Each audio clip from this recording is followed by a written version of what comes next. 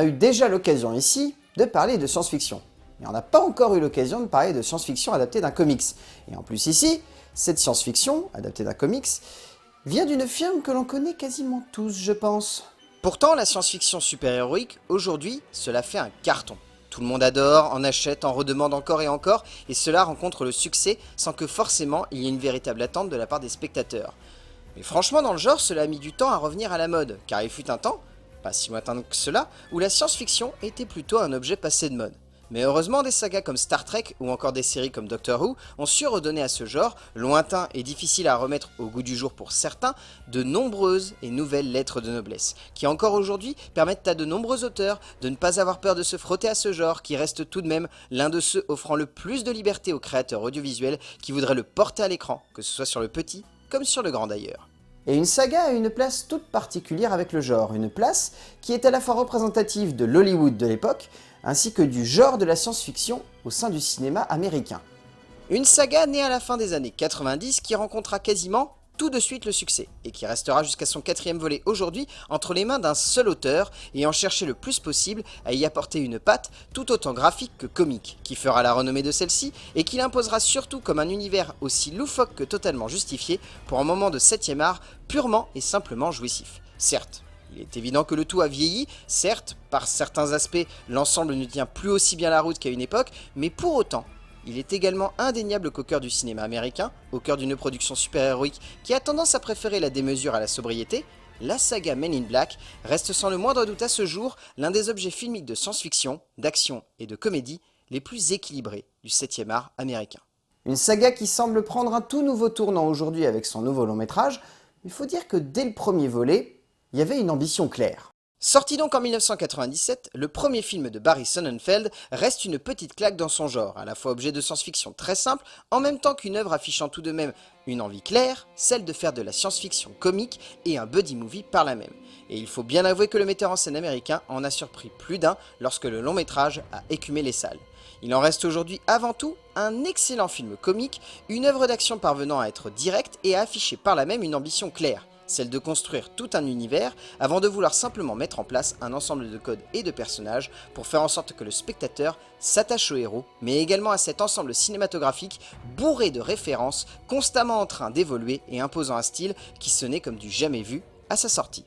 Sonnenfeld a frappé très fort. Il faut bien reconnaître que le premier film fut une réussite en son temps, mais qu'avec le temps et l'évolution des mentalités, il est quasiment devenu une œuvre culte. Quasiment sorti dans la foulée du premier long métrage, à peine 5 ans plus tard, le deuxième film est une œuvre beaucoup plus bancale. Un long métrage qui ne prend pas forcément la mesure du premier film et qui cherche presque simplement à capitaliser sur le succès du premier et sur son dos d'acteurs, pour faire revenir les spectateurs en salle, ce qui lors de sa sortie a beaucoup déçu. Il est indéniable que ce deuxième volet est un film maladroit, voire même assez maladroit, qui ne parvient que rarement à s'imposer, restant avant tout un divertissement de bonne facture, mais où le scénario est presque uniquement prétexte, et ne réussit pas à être grand chose de plus, laissant le spectateur à tantiner décontenancé face à un objet qui ne tient que rarement pleinement la route finalement, et qui passe son temps à vouloir développer une nouvelle identité qu'il n'était pas forcément nécessaire de souhaiter. Un deuxième film qui est beaucoup plus injuste avec son univers et qui se tient presque uniquement si on le prend comme un divertissement, très classique, et très simple. Et c'est tout. Cela a tout de même empêché pendant quasiment 10 ans la mise en chantier de la suite, toujours entre les mains de Sonnenfeld, et cela est assez rare pour le souligner, qui parviendra à remettre au goût du jour les agents du paranormaux, en y incluant un outil que beaucoup voyaient comme dépassé à l'époque, le voyage dans le temps. Pour une œuvre très attachante, assez maladroite dans sa manière de se développer, mais qui réussit à être un vrai lien entre l'intrigue du premier et celle-ci, comprenant ainsi un peu plus son personnage central et acheminant par là même des effets de style et un visuel tellement accrocheur et détonnant à l'époque que l'on ne peut que pardonner les petits écarts dramatiques dus à une production chaotique pour se concentrer sur l'essentiel, soit le simple fait que le long métrage soit drôle, soit bourré d'action et soit extrêmement sincère et humain dans sa conclusion. Soit un joli pari réussi pour le metteur en scène après un deuxième film très moyen qui donnera lieu à ce qu'on connaît aujourd'hui.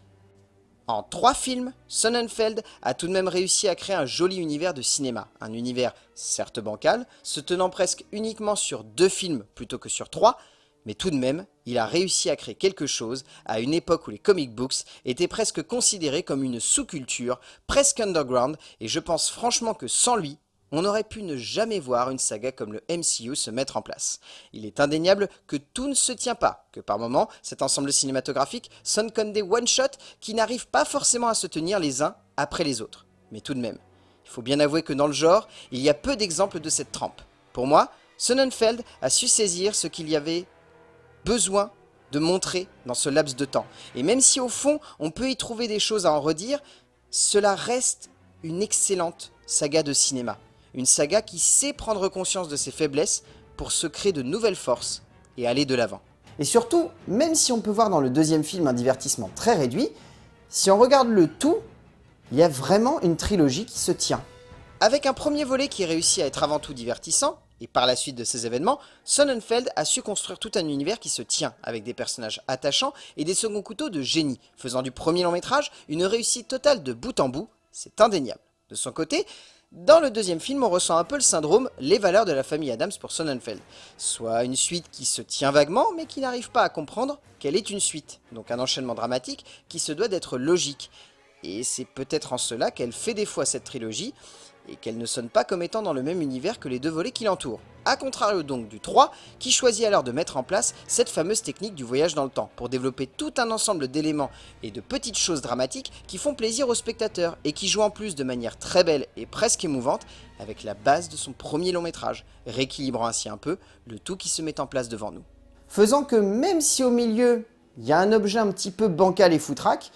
le tout se tient comme une véritable trilogie, par le biais de ses thématiques, par le biais de son ambition, et par le biais surtout d'un metteur en scène. Alors qu'attendre de ce quatrième film, sonnant comme une envie de renouveler la saga en changeant le dos de tête, ainsi que l'univers? Eh bien en attendant de voir ce que cela peut donner, on ressent une envie, celle de sonner comme étant dans la pure veine que le troisième long métrage, plus que le premier, ce qui peut être une bonne porte d'entrée à condition de cerner ce qui a fait la force de celui-ci et d'acheminer cela au cœur d'une œuvre qui parvienne à être un peu plus qu'un James Bond extraterrestre. Car au fond, c'est un peu cela qui ressort de ces bandes annonces, par moments un peu trop tape à l'œil et moins subtil que les trois premiers longs métrages. Mais le respect du format de création ainsi qu'une photographie rappelant beaucoup les trois premiers films semble tout de même nous donner envie d'avoir de l'espoir pour ce métrage. Et de se dire que peut-être pendant encore longtemps, on se souviendra certainement des Hommes en Noir. Ou peut-être pas.